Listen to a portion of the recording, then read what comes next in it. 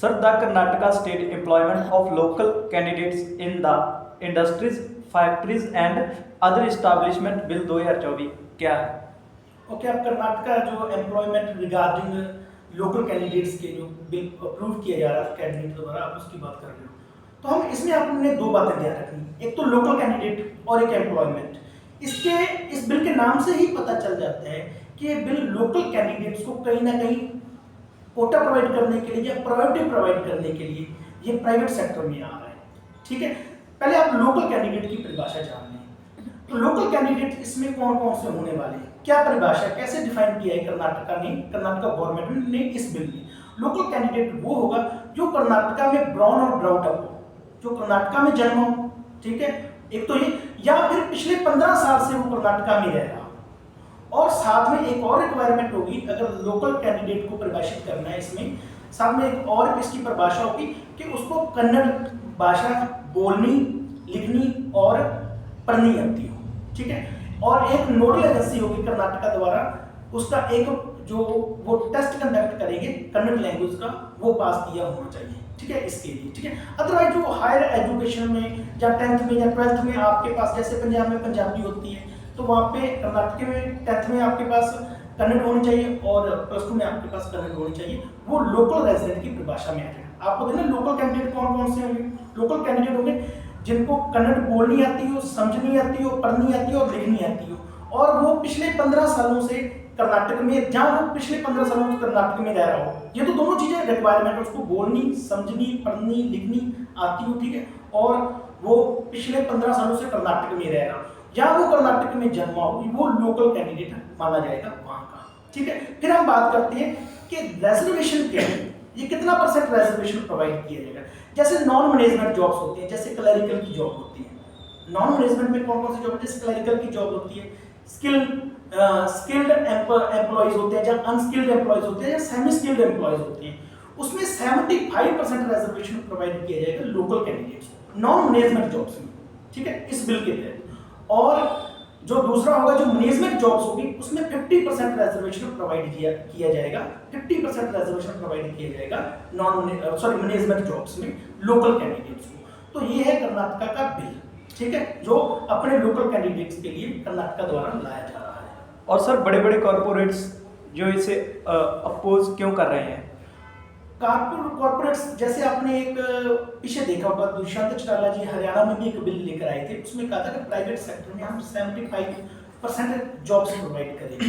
ठीक है, एक किरण मजूमदार है, बायोकॉन कंपनी की फाउंडर है, उन्होंने भी इस बिल को अपोज किया है।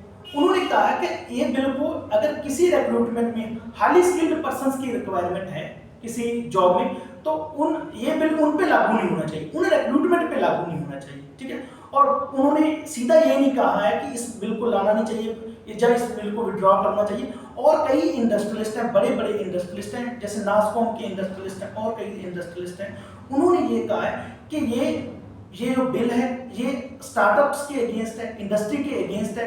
इससे क्या होगा, जो कर्नाटका में इंडस्ट्रीज काम कर रही हैं, वो इस स्टेट को, कर्नाटका स्टेट को छोड़ के भाग जाएंगी और किसी दूसरी स्टेट में जाके अपनी इंडस्ट्री को रीलोकेट कर लेंगी। उनका क्या है, उनका कहना यह है कि हमें अगर वेल क्वालिफाइड कैंडिडेट्स नहीं मिलते हैं, अगर आपके लोकल रेजिडेंट्स हैं कर्नाटका के, अगर वो वेल क्वालिफाइड नहीं है, तो आप कैसे हमारी इंडस्ट्री की एम्प्लॉयमेंट की डिमांड्स को सेटिस्फाई करोगे, आप कैसे हमें प्रोवाइड करोगे, लोकल कैंडिडेट्स कैसे हमारे लिए एज ए टैलेंटेड वर्कर काम कर सकते हैं। ठीक है, और कर्नाटका सरकार इस बिल को क्यों लाना चाहती है?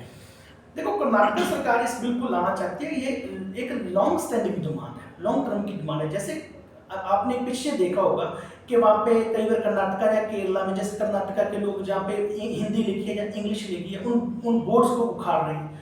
तो जो कन्नड़ स्पीकिंग या प्रो कन्नड़ लोग हैं, वो चाहते हैं कि हमारे जो कन्नड़ स्पीकिंग लोग हैं उनको तवज्जो दी जाए, वो चाहे इंडस्ट्री हो, चाहे गवर्नमेंट डिपार्टमेंट हो, वो चाहे प्राइवेट डिपार्टमेंट हो। तो उनकी डिमांड को सेटिस्फाई करने के लिए, उनकी डिमांड को ध्यान में रखते हुए जो कर्नाटका की गवर्नमेंट है इस बिल को लेके आई है। फिर अगर हम बात कर रहे हैं कि इसमें कहीं ना कहीं रिलैक्सेशन भी दी गई है, इस बिल में रिलैक्सेशन भी दी गई। वो कैसे रिलैक्सेशन दी गई है, अगर आपको लोकल कैंडिडेट्स टैलेंटेड और वर्किंग नहीं मिल रहे हैं, जहाँ आपकी रिक्वायरमेंट्स पूरी नहीं हो रही है, तो आप गवर्नमेंट को, जहाँ इंडस्ट्री को क्या करना, गवर्नमेंट और इंडस्ट्री को मिलकर अगले 3 सालों में वहाँ के लोकल यूथ को, लोकल टैलेंट को ग्रो करना है, उनको सिखाना है, उनको ट्रेनिंग प्रोवाइड करनी है 3 सालों में, ठीक है। ट्रेनिंग प्रोवाइड करके और उनको फिर 75% नॉन मैनेजमेंट जॉब्स में कोटा प्रोवाइड करना है और 50% मैनेजमेंट जॉब्स में कोटा प्रोवाइड करना है। और अगर स्पेशल केसेस की हम बात करें, अगर सपोज करो आपको इतना कुछ करने के बाद भी, 3 साल ट्रेनिंग के देने के बाद भी अगर फिर भी इंडस्ट्रीज को वो टैलेंटेड यूथ नहीं मिल रहा है, वो स्किल्ड यूथ नहीं मिल रहा है जो उसकी रिक्वायरमेंट हो, तो फिर स्पेशल केसेस में आप एक काम कर सकते हैं, जैसे नॉन मैनेजमेंट जॉब्स में कोटा 75% ये बिल लेके आएगा, 75% कोटा लोकल रेजिडेंट को प्रोवाइड करेगा, तो उस 75% को आप 50% कर सकते हो नॉन मैनेजमेंट जॉब्स में, ठीक है, नॉन मैनेजमेंट जॉब्स में, ठीक है।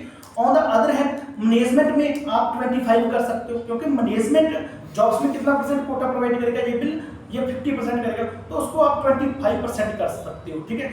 और अगर ये बिल पास किया जाता है कर्नाटका गवर्नमेंट द्वारा, अगर ये पास हो जाता है तो 25% के नीचे आप मैनेजमेंट जॉब्स में कोटा, 25% तो आपको मिनिमम कोटा रखना ही पड़ेगा मैनेजमेंट जॉब्स में, और 50% कोटा रखना पड़ेगा नॉन मैनेजमेंट जॉब्स में। और ये अगर हम ओपोजिशन की बात करें तो ये ओपोजिशन इसलिए हो रही है, जो इंडस्ट्रियलिस्ट हैं वो कह रहे हैं कि हमें स्किल्ड पर्सन्स नहीं मिलेंगे अगर आप ये 75% और 50% वाला कोटा लागू करते हो अपने प्राइवेट यूथ के लिए, लोकल रेजिडेंट्स के लिए कर्नाटका की इंडस्ट्री में। सो और कोई प्रश्न आपका? Thank you sir.